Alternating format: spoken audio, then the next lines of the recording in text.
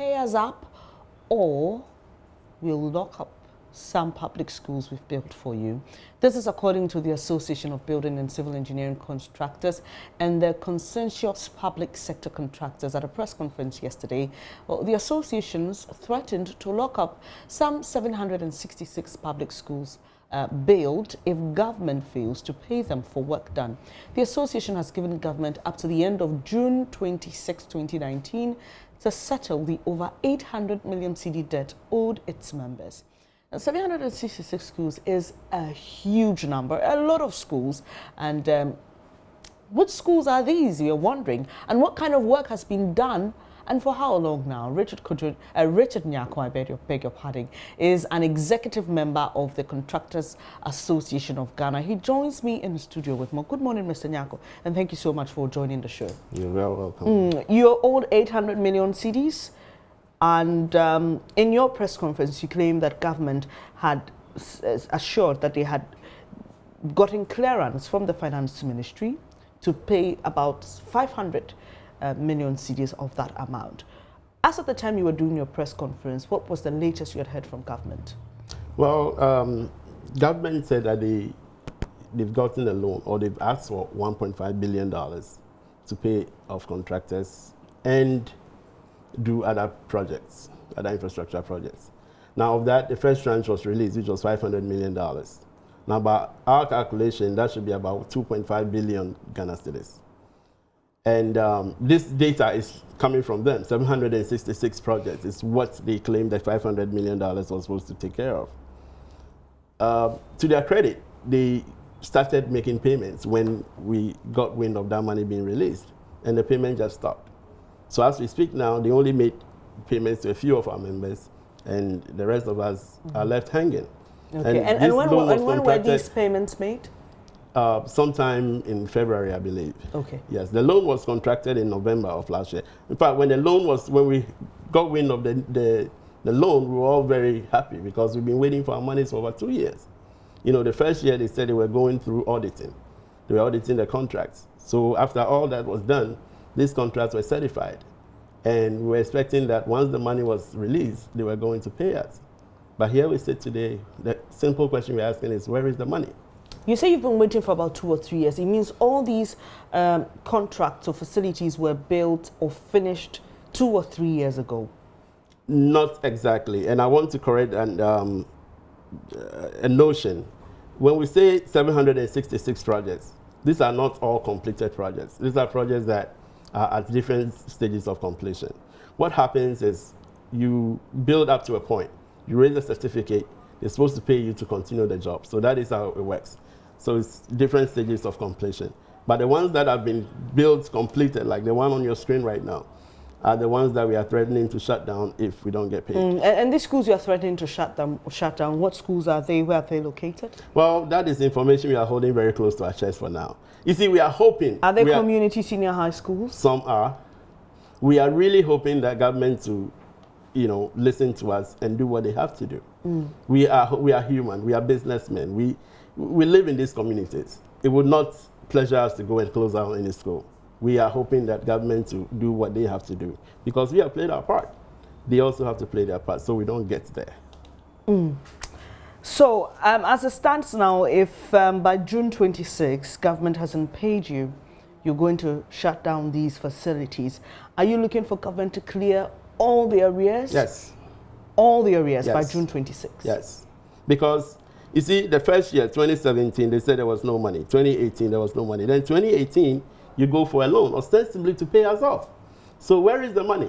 If according to their own data, they got money enough to clear the 766 projects. So we are demanding that they use that money to do what they said they were going to do. And these school projects were done through Get Fund? Yes. All right. I must say that we reached the Get Fund finance director, and he's asked for more time to get back to us on their side. But have you spoken to the Get Fund? Yes, we speak to Get Fund on almost a weekly basis. The story is the same. We haven't gotten money. The money has not been released to us.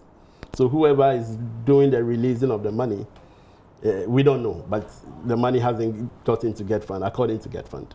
But I know that you are demanding what is rightly yours. In that press conference, you mentioned that a lot of your colleagues have fallen sick. Some of them have become shadows of themselves and have gone for loans from government, from banks, I beg your pardon, and they are struggling. And you even claim some of them have died as a result of the non-payment of these arrears. But, that is the truth. But the children and the teachers who are going to suffer for this, isn't there any other way you can get government to do what you want them to do without it affecting the students who may not have anything to do with this at all? Well, don't forget, we have children at home as well. Okay, when a contractor's consideration is whether to buy a bag of rice for his home or to buy the next bag of cement for his project, then you know it is dire. So yes, we care about the children, but we care about our own families as well. Our families are going down. You know, people are dying. This is serious business. We are not just out here making noise. We are suffering. So we are just pleading with government that let us not get it to that point. Let us not get it to that point. How many of your members are affected or were part of this project? Several. I mean, we are in the thousands. You know, all our associations together, our numbers are over thousands of contractors. You know, and then we have different certificates in some of them retention, some of them projects that are ongoing, like I said. So it's quite a number of us. So you've said you want to keep the information close to your chest, but you've hinted that some of these schools are community day senior high schools across the country? Yes. Membership is across the country. Matter of fact, we are just not going to close down schools. We plan on hitting the regional capitals with demonstrations as well. You know, and like we are saying, it's been 2 years of constant, we've written letters to Parliament, we've written letters to, even charge, for somebody to come to our aid, somebody to listen and intervene on our behalf. Nothing has happened. You know, nobody gives us any listening ear. It's like, so what? So you close down the schools and the money hasn't still come, then what next? Well, we'll cross that bridge when we get there. Interesting. Well, you spoke about government taking a certain loan, but has failed to give you that money, and but you are assured that they have received that loan. Yes, it's in the public domain. It was announced during the budget reading. I believe so, but there are recent newspaper articles that, you know, refers to that. Well, 766 public schools. Are some of them basic schools? Yes. So we Across. have tertiary? No. So basic and secondary schools are likely to suffer. Yes. If you decide to shut them down. Yes. And these facilities you've built, I want to believe that the proper thing is to hand them over when you're done. And once the schools are in use, I want to believe they've been handed over. So how are you going there to lock the place up? Wouldn't that be an illegality? We do what we call the handing over at practical completion. So we give the building to the clients that you can be using it while we tie up the loose ends. Because we have to do a closing out procedure and all that. And that includes getting the final monies owed to us.